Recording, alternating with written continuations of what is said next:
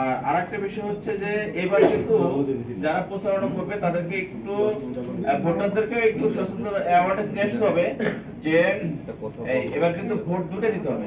Vote দিতে দুইটা দিতে হলে কিন্তু একটু বিলম্ব হবে, লাইনে বিলম্ব হবে, ভোট গণনার ক্ষেত্রে বিলম্ব হবে।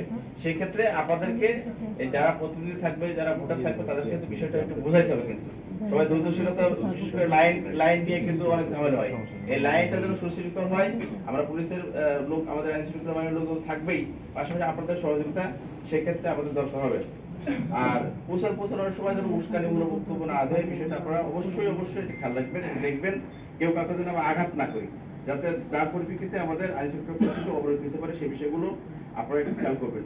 আর সোশ্যাল মিডিয়া প্রচারণা যেটা বলা হয়েছে, এই সোশ্যাল মিডিয়া প্রচারণা যে কার্ড, তারপর আমরা চেষ্টা করে যাচ্ছি আমাদের যে সোশ্যাল মনিটরিং সিস্টেম, সেই সিস্টেমের আমরা প্রচারণা বন্ধ করার জন্য ফেক আইডি সেগুলো আমরা চেষ্টা করে যাচ্ছি।